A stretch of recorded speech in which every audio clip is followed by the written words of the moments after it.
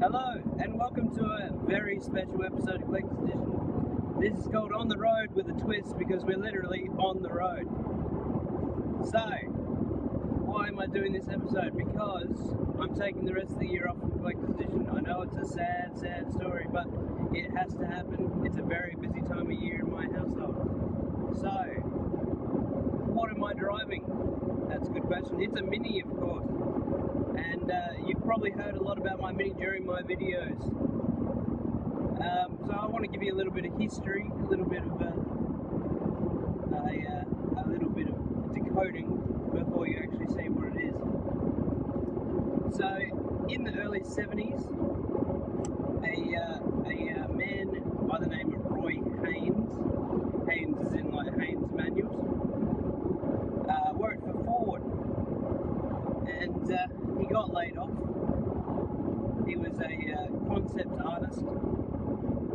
Anyway, he goes to BMC, the British Motor Company, and goes, "I want to work for you."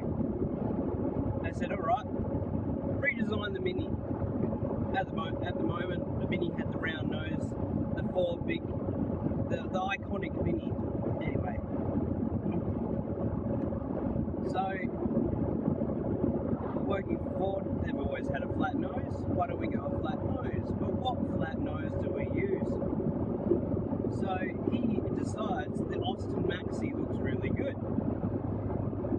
So he takes the front end of an Austin Maxi, puts it on a Leyland Mini, and goes, "That looks perfect." Thus, the flat nose Mini was born. So this only happened in Britain for a while, and they put it on a Clubman, and they put a bigger engine in it, got rid of the Coopers, and thus the GT was born. So we had a Clubman GT, which they were called, and that happened in Britain. As the British Motor Company owns all the Leyland companies and Austin companies in Australia, it soon heads to Australia, with all the models going to a flat bonnet. And so every single model in the Australian lineup had a flat nose, including the only one in the world, which was a mini van. Australia was the only one that was making these. They had a Clubman body, but no back seats, so it was a longer in the back. And these were only made in Australia. Anyway, Australian Minis are going fairly well. They're working out really well. And but for some reason the models aren't selling anymore, so they start losing companies. One of the first ones to go in 1978 was the Leyland Company. And Leyland said, "We're not going to do this sitting down, we're actually going to do something about it." So like Holden's going to do next year, they had a final run out. And they decided to make a Cooper, basically, with a huge engine, a 1275 engine. And so it had some grunt behind the wheel. It had a 1.5-inch carburetor. And I think they were 4-inch disc brakes, so it was a sports model. They were 8-inch actually. They were 8-inch disc brakes, so it was a very sporty model. So from late 77 to a little bit earlier in 78, they created the Leyland Mini 1275 LS. So it's estimated, they didn't have actual clear numbers on it, but it was estimated that there were 810 of these made. The very last one to roll off the line was kindly donated to the Birdwood Mill in Birdwood, South Australia. And it's a silver LS. Now they made two colours, the silver and the gold. And so as you can probably see from here, this one's the gold one.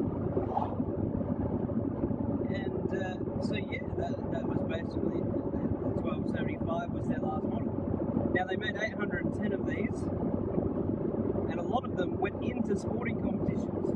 They went into racing and hill climbs.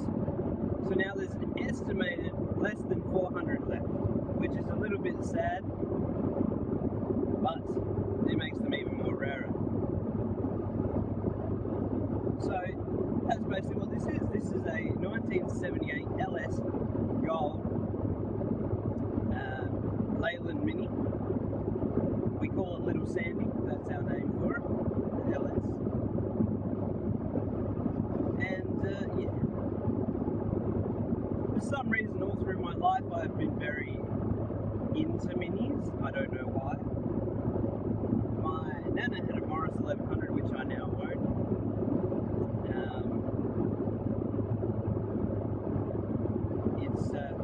I don't know if it stemmed from there or a funny story that my parents used to tell.